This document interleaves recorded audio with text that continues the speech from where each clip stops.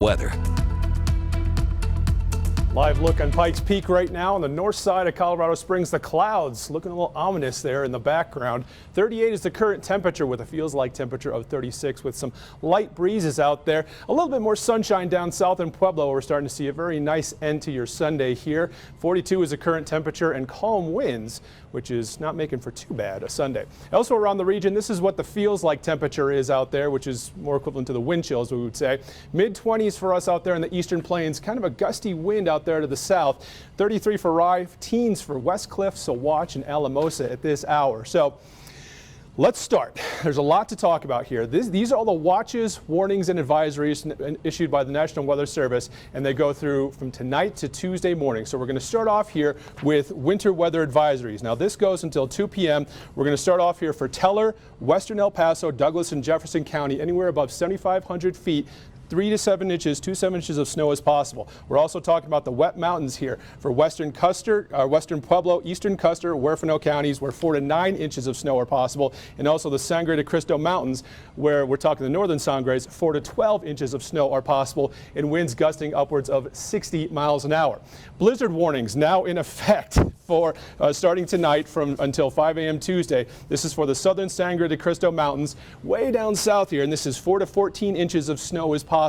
Winds around 60 miles an hour. That goes for most of Las Animas County, Baca County as well, where we're talking 4 to 8 inches, maybe even upwards of a foot in some locations. Still some strong gusty winds of 60 to 70. And then on the eastern plains here, Cheyenne County, KOAA, Bent, and Prowers counties, where you could see 1 to 6 inches of snow and upwards of 60 miles an hour. But us here in the center, where we're talking the Springs, Pueblo, La Junta, we have a high wind warning in effect, and those winds will be sustained around 30 to 40 miles an hour, gusting upwards of 60 to 70 miles an hour.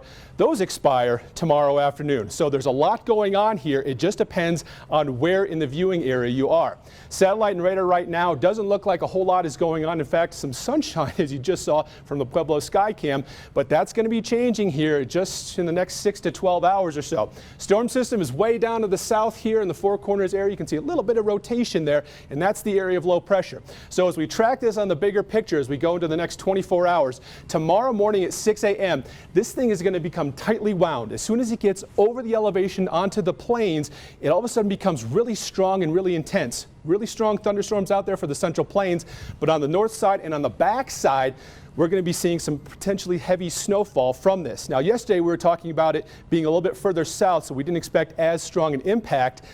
Today's models actually bring it a little bit closer to home, so that means stronger impacts for us. Closer to home here, Futurecast, this is what we're looking at. Starting tonight at 12 a.m., we're not looking for some snow showers to develop here over the Palmer Divide.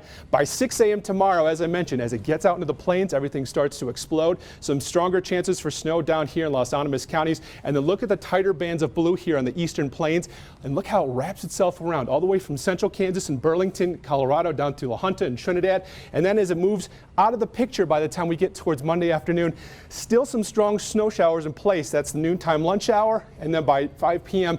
everything starts to exit here. Maybe a little sunshine is possible for the I-25 corridor, but the amount of snow, it again depends on where you are. 4 to 8 inches possible for Monument, 3 to 5 for Woodland Park. So the Palmer Divide, it's going to be a tricky commute for you tomorrow morning. Out on the eastern plains, 2 to 5, 2 to 6 inches is possible. 7 to 11 inches is now what we're expecting for down south in Springfield. 47 for Trinidad, 2 to 5 in Walsenburg, and again, in the southern area of the viewing area, you could see upwards of a foot in some of those higher elevations. The winds, that's going to be the other part of this. Again, strong gusty winds, 50, 60, 70 miles an hour in some locations, starting tomorrow at 6 a.m., going all the way through noon tomorrow, and then even by 5 p.m. still strong winds, but they'll start to lighten up as we head into Monday evening. So for Monday, if you are planning any morning commutes, highly advise staying in the viewing area. Going northward on I-25 over to the Palmer Divide from downtown Colorado Springs to Centennial, advise against that. Same thing southbound over the Raton Pass or heading east on Highway 50.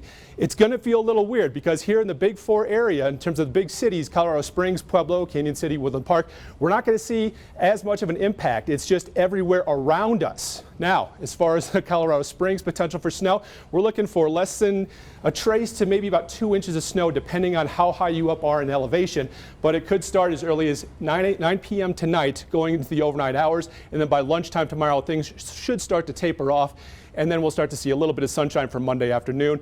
Warming a little bit on Tuesday and Wednesday, but then we have another little clipper system moving through on Thursday with some snow showers that might impact you a little bit. But also in the extended forecast, I want to point this out. The model's not quite in agreement about just how warm or cold it's going to be for even next weekend.